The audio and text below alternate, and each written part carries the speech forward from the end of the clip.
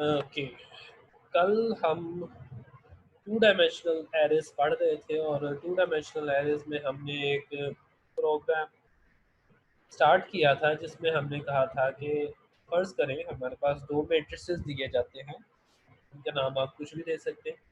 मैंने नाम दिया था ए बी,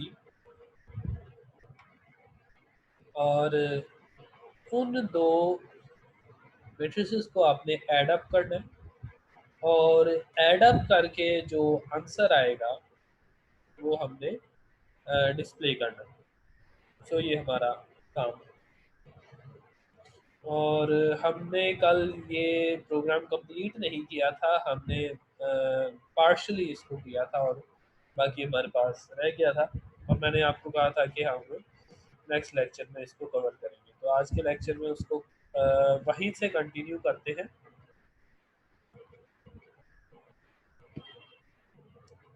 सो ये वो किताब में प्रोग्राम है और मैं डेव सी प्लस प्लस भी ओपन कर लेता हूँ।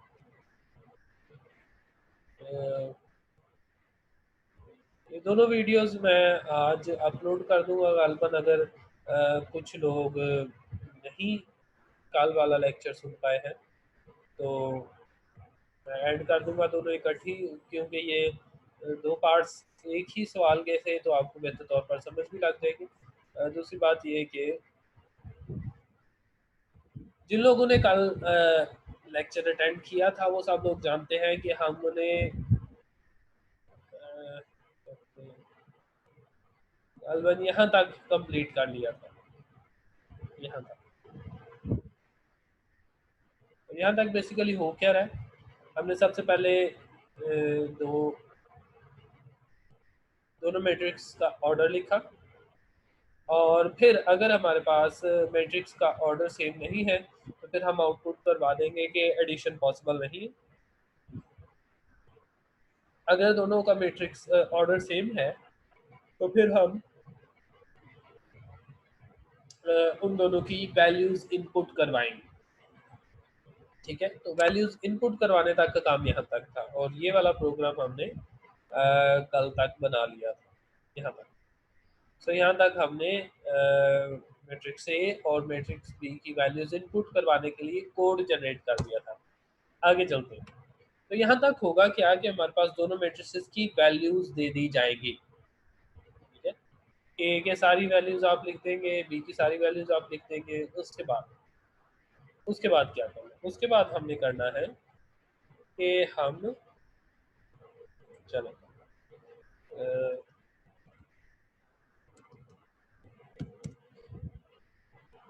उसके बाद हम ये करेंगे कि ओके,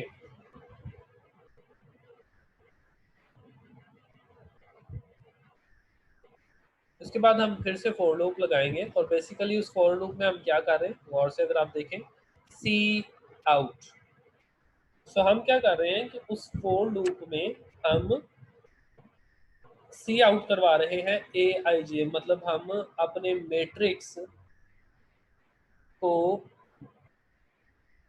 शो करवा रहे हैं, आउटपुट करवा रहे हैं। ठीक है, तो मैं कमांड लिखता हूँ। यहाँ तक हमने वैल्यूज देखे, पिछली जो फॉर लूप थी उसमें हमने सी इन करवाया था, मतलब ये वाली फॉर लूप्स में हमने अपने ए और बी मैट्रिसेस की वैल्यूज को इनपुट करवाया था। अब हम चाह रहे हैं कि वो आउटपुट भी हो जाए, मतलब डिस्प्ले हो जाए, तो उसके लिए हम फिर से फॉर लूप लगाएंगे। और हमने कल पढ़ा था कि हम टू डायमेंशनल एरेज के लिए नेस्टेड फॉर लूप यूज करते हैं, तो उसी तरह करेंगे। I equals to zero, zero से स्टार्ट करेंगे और फिर लिखेंगे आई लेस देन R1 और फिर लिखेंगे आई का इंक्रीमेंट। सो वही फॉर लूप जो हम वहां पे देखते थे, एंड दैट्स इट। ठीक है, और फिर इसकी बॉडी स्टार्ट कर दें और यहाँ पर हम लिखेंगे C out end L. So basically आप देखें, ये फॉर लूप थी नंबर ऑफ रोज के लिए और नंबर ऑफ रोज में मैंने सबसे पहले किया है सी आउटपुट एंड एल। अब इस बात का मतलब क्या है कि जब एक रो मुकम्मल हो जाएगी तो अगली दफा जब फॉर लूप रन होगी तो वो एंड एल करेगी, मतलब एंटर करेगी। इसका मतलब है एक दफा जब हमारे पास लूप रन हो जाएगी तो उसके बाद जो अगली लाइन है वो निचली लाइन में आएगी, उसके साथ नहीं आएंगे, ठीक है। That is why I write enter, और उसके बाद एंटर करेंगे और फिर से फोर लूप लगाएंगे। तो आई जो है वो नंबर ऑफ रोज को स्पेसिफाई कर रहा है, तो एक और जे जो है वो नंबर ऑफ कॉलम्स को स्पेसिफाई कर रहा है, and J must be less than C1 and J plus plus. Enter करके फिर से बॉडी बनाएंगे और इस फॉर लूप के अंदर हम करेंगे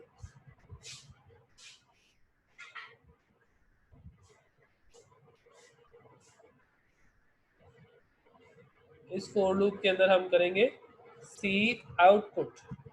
और चले सी आउटपुट में हमने एक सेट विड्थ मैनिपुलेटर लगाया। सो सेट विड्थ क्या है, बेसिकली हमने बताया था कि वो दोनों में स्पेस डाल सकती है। आप सेट विड्थ भी लिख सकते हैं और आप चाहें तो टैब भी लिख सकते हैं, बैक स्लैश टैब। तो बेसिकली होगा क्या, एक और दूसरे एलिमेंट में फासला आ जाएगा। और फिर हम लिखेंगे हमारा matrix A. So A equals to I and J and there it would be. So ये डिस्प्ले हो जाएगा। ओके, अब हमारे पास ये पूरी जो फॉर लूप है यहाँ से लेके यहाँ तक, ये मैट्रिक्स ए को डिस्प्ले करने के लिए। अब हमें कहा गया है कि आप ऐसा करें कि मैट्रिक्स ए डिस्प्ले हो प्लस मैट्रिक्स बी भी डिस्प्ले हो। तो यहाँ पर हम इस लूप से बाहर आएंगे और वहाँ पर लिखेंगे C output back slash T tab के लिए, मतलब थोड़ा सा डिस्टेंस पे आए, और फिर लिखें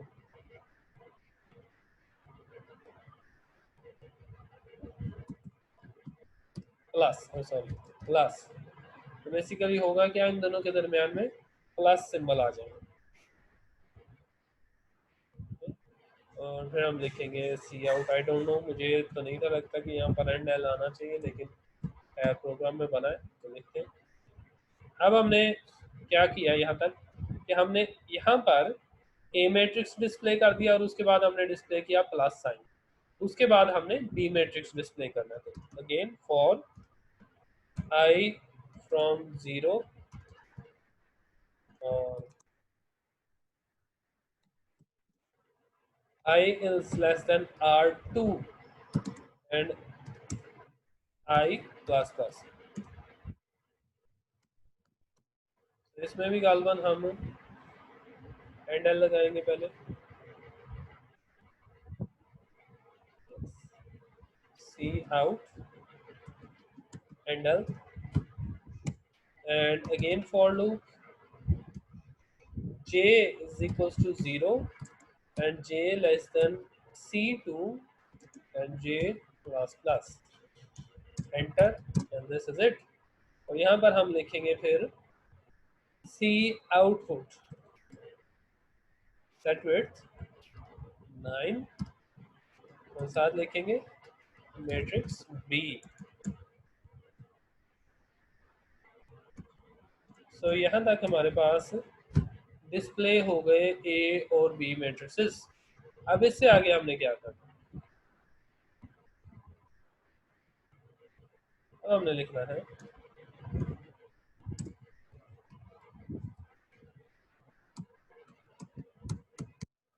हमने C output back slash T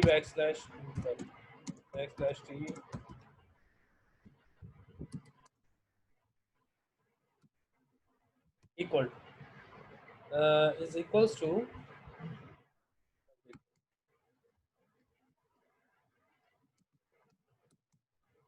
अब देखिए ए मैट्रिक्स डिस्प्ले हो गया प्लस बी मैट्रिक्स डिस्प्ले हो गया, तो जो आंसर है वो बतौर सी मैट्रिक्स डिस्प्ले होना चाहिए। तो अब हम क्या करेंगे, अब हमने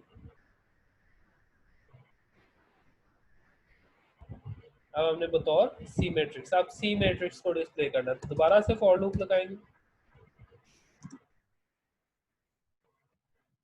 0 I plus plus sorry I less than, अब R3 लिखूंगा मैं, R3 नहीं लिखूंगा,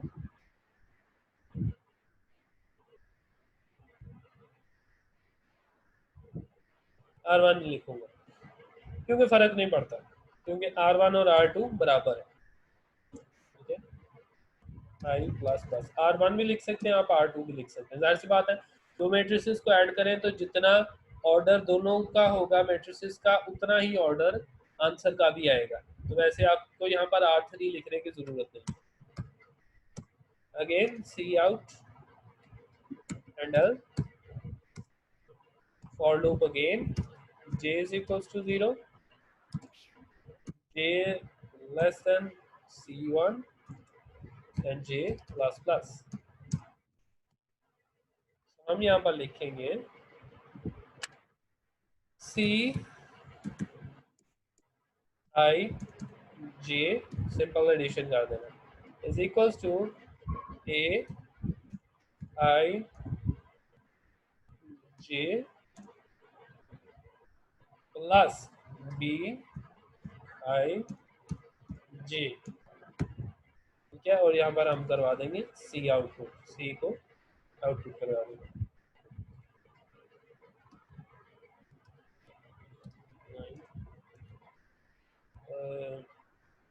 C I J, and there it is।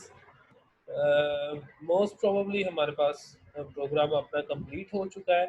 सो इसको कंपाइल करके देखते हैं अगर हमारे पास कोई एरर आया है। iomanif डॉट एच नहीं आया तो iomanif वैसे लिख के देखते हैं, and there is no error in here. So अब रन करके देखते हैं, गौर से देखना। हमारे प्रोग्राम के मुताबिक पहले उसको ऑर्डर पूछना चाहिए, number of rows and columns of first matrix, फिर number of rows and columns of second matrix, और फिर जब अगर ऑर्डर सेम हो तो वो प्रोग्राम रन होना चाहिए, अगर ऑर्डर सेम ना हो तो रन नहीं होना चाहिए। तो पहले मैं रन करता हूँ एक दफ़ा और कोशिश करता हूँ कि ऑर्डर गलत लिख के डिफरेंट लिख के दें। So let me see this.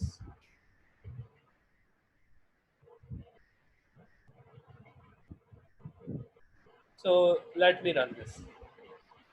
पहले के नंबर ऑफ रोज हो गए 3 और नंबर ऑफ कॉलम्स हो गए 4। सेकंड के नंबर ऑफ रोज हो गए 3 और नंबर ऑफ कॉलम्स हो गए 3। तो देखिए ऑर्डर डिफरेंट कर रहा हूं मैं। Addition is not possible since the order of both matrices is not the same. ठीक हो गया। तो खैर हमें यहाँ पर रन होना चाहिए था, सॉरी एक कमांड शायद मैं भूल गया। अगर ऐसा हो तो फिर हमने एग्जिट 0 कर देना, ये लाइन मैंने नहीं। इफ दिस इज ट्रू तो फिर हमें यहाँ पर प्रोग्राम एग्जिट हो जाना चाहिए, उससे आगे नहीं आना चाहिए, चलना चाहिए, ठीक है। एग्जिट 0, 0 मतलब स्टार्टिंग पॉइंट पर आ जाए। यस, फिर से कंपाइल करते हैं, रन किया, फिर से मैं ऑर्डर डिफरेंट लिखूँ 3 4 3/4, यहाँ पर लिखें 3/3। Addition is not possible since the order of both matrices is not the same। Program खत्म हो गया। अब दोबारा से इसको रन करते हैं और अब ऑर्डर सेम लिख के देखते हैं। तो पहले का 3 रोज 3 कॉलम्स, 3/3 का मैट्रिक्स हो गया। दूसरा भी 3 रोज 3 कॉलम्स, दूसरा भी 3/3 का मैट्रिक्स हो गया। अब चलें देखिए, अब उसने ये नहीं कहा कि एडिशन पॉसिबल नहीं है, अब उसने कहा है 0/0 एलिमेंट लिखे। तो आप कुछ भी लिख सकते हैं, अब आपने वैल्यूज लिखनी है। 0/0 का मतलब आपको पता है, अगर मैट्रिक्स है उसमें 0/0 का मतलब है पहला वाला एलिमेंट। 2 लिखते हैं, 3 5 1 7 4 2 6 8, ये सारी वैल्यूज हो गई पहले मैट्रिक्स। अब देखें उसने कहा 0/0 एलिमेंट ऑफ सेकंड मैट्रिक्स, तो आप सेकंड मैट्रिक्स लिखते हैं।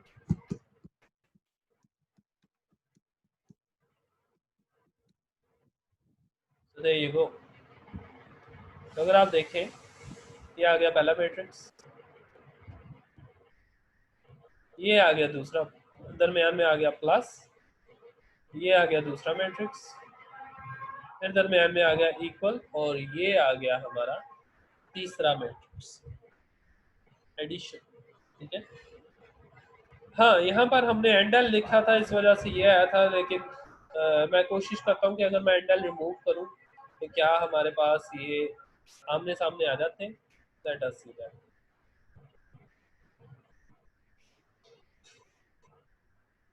अगर मैं ये वाली लाइन रिमूव कर दूँ क्या सही होगा? कैसे लिखते हैं? 2 by 2 का मैट्रिक्स लिखते हैं।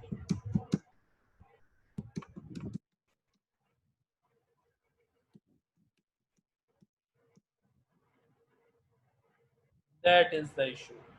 हमें निचली लाइन में ही लिखना है, क्योंकि बेसिकली हम क्या कर रहे हैं, हमने इसके अंदर भी लूप के अंदर भी एंडल लिखा हुआ है, तो फिर वो रोज और कॉलम्स को डिस्टर्ब कर देगा। So we need a C output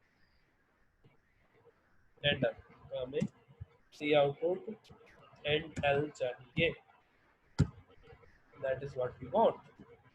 यहाँ पर भी लिख देते हैं।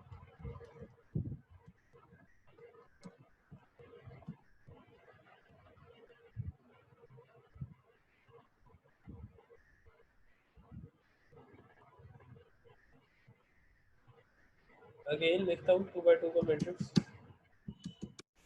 वैल्यूज लिख सकते हैं।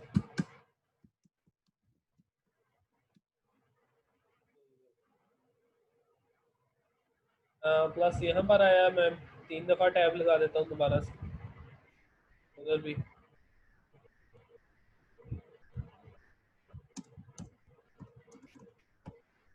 let us run it again। 2 by 1 का लिखते हैं।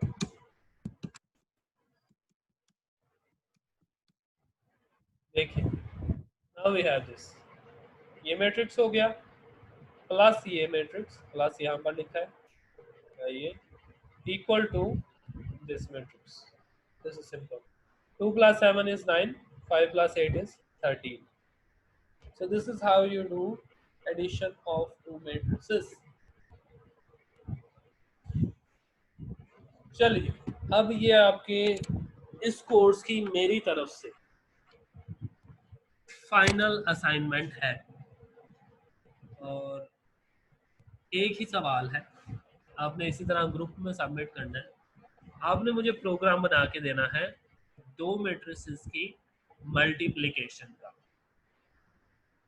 ठीक है, ये मैं आपको ग्रुप में लिख देता हूँ, सवाल मैसेज कर देता हूँ। और ये दोनों वीडियोस जो है, आज का लेक्चर और कल का लेक्चर जो है, वो यूट्यूब पर अवेलेबल होगा आपको हेल्प करने के लिए कि हमने प्रोग्राम बनाया है दो मैट्रिसेस की एडिशन का। आपने प्रोग्राम बनाना है दो मैट्रिसेस की मल्टीप्लिकेशन का। अब मल्टीप्लिकेशन का थोड़ा सा ट्रिकी होगा। क्यों ट्रिकी होगा? क्योंकि मैट्रिक्स मल्टीप्लिकेशन सिंपली मल्टीप्लाई से नहीं होती। मैट्रिक्स मल्टीप्लिकेशन रो और कॉलम वाइज मल्टीप्लिकेशन होती है। तो फिर बाकी सारा प्रोसीजर सेम होगा, सिर्फ फर्क जो आएगा ना, वो यहाँ पर फर्क आएगा। यहाँ पर फर्क आएगा, यहाँ पर आपको कंप्यूटर को समझाना पड़ेगा कि रो और कॉलम वाइज किस तरह से मल्टीप्लाई किया जाता है। So that would be your task. आपको सोचना है कि किस तरह से मैं रो और कॉलम वाइज प्रोग्राम बना सकूँ। ठीक है, तो ये आपकी नेक्स्ट असाइनमेंट होगी। आज दिन है ट्यूसडे, नेक्स्ट मंडे आपके लिए असाइनमेंट की जो फाइनल डेट है सबमिशन, आपने नेक्स्ट मंडे तक, नेक्स्ट मंडे को गालबन हमारी क्लास, हाँ ठीक है, 10 मुहर्रम की बात है। सो नेक्स्ट मंडे तक आपने वो असाइनमेंट मुझे सबमिट करनी है, और ये फाइनल असाइनमेंट होगी। और जितनी असाइनमेंट्स मुझ मेरे पास रिसीव हो चुकी होंगी वो इस तरह से है, मैं आपको दिखा देता हूँ। जैसे असाइनमेंट नंबर 3 है, तो वो मेरे पास किस तरह से मौजूद है, अगर आप देख पा रहे हैं।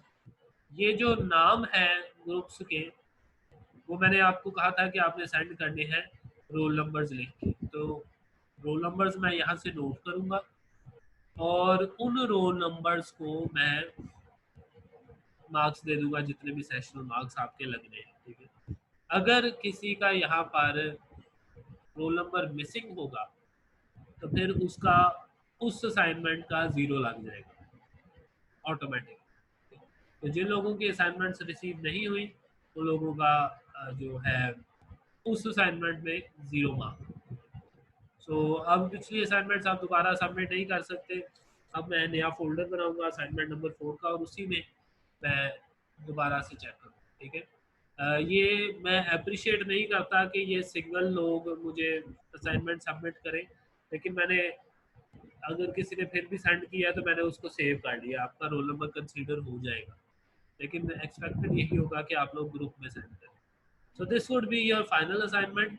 और ये कोर्स भी हमारा तकरीबन कंप्लीट हो गया है। कल को हम मल्टी डायमेंशनल एरेज पढ़ेंगे, और मोस्ट प्रोबेबली वो हमारा आखिरी टॉपिक होगा। ठीक है, उसके बाद हम फिर पेपर के लिए तैयारी के बारे में डिस्कस करेंगे क्लास में। ठीक है। किसी का कोई सवाल है तो पूछे।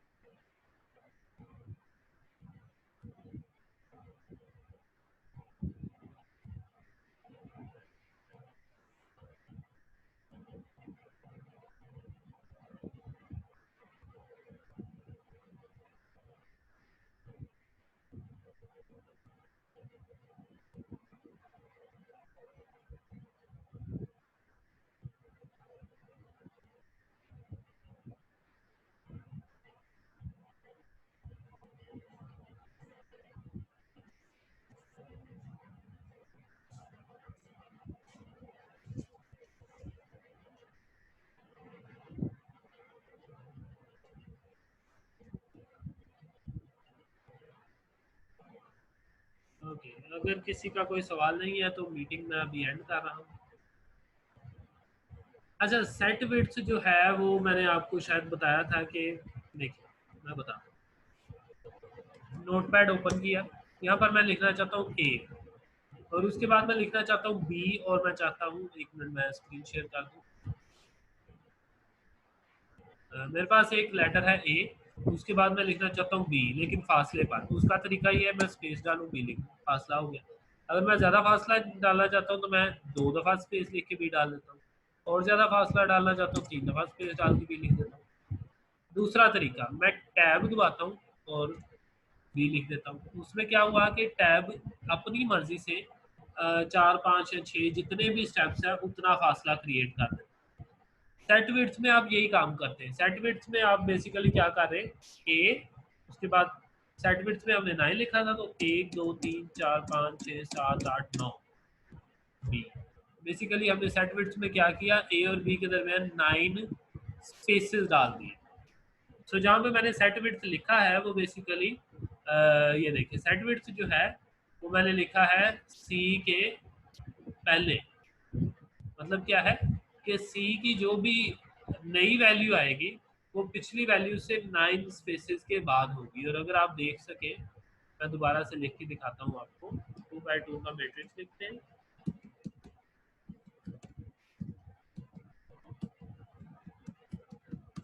तो देखिए ये फासला जो है ये 9 स्टेप्स है, 5 और 4 के दरमियान। यही इस बात का मतलब है कि 5 और 4 के दरमियान हमने 9 स्पेसेस जितना फासला डाल दिया। और फासला लिखते हैं हम इसलिए क्योंकि मैट्रिक्स में हम एलिमेंट्स को फासले पर लिखते हैं, ताकि हमें अगर फासला नहीं रखेंगे तो हो सकता है 5 4 हमें 54 रीड आउट हो। तो इस वजह से हम फासला लेते हैं। ठीक है, आप चाहें ये फासला कम कर सकते हैं, अगर आप गिनना चाहें कोई बटन प्रेस करें तो वो एंड हो जाता है।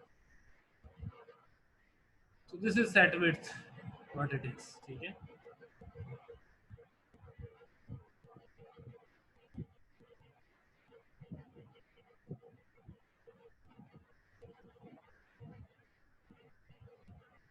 जाहिर सी बात है कि जिसकी अच्छी होगी उसको ज़्यादा मिलेगी।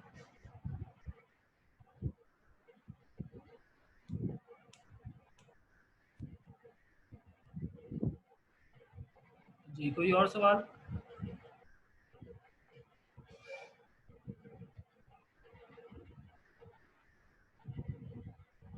चलिए अब मैं मीटिंग एंड कर रहा हूँ, फिर हम कल को फर्दर इससे प्रोसीड करें।